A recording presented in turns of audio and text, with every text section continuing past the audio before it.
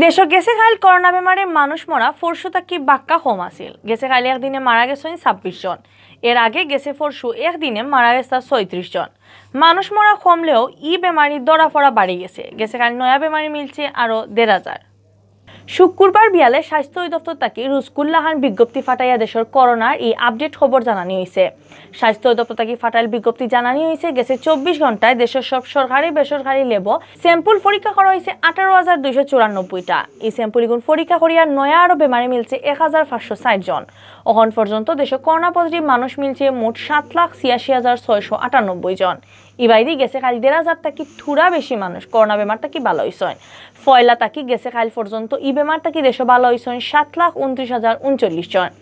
গেছে খাইল মারা যাওয়া 26 জনের লইয়া পর্যন্ত করোনায় জান হারিয়া নিছে 12,310 জনের। এর মাঝে 8,903 জন বেটা আর 3,407 জন বেটি।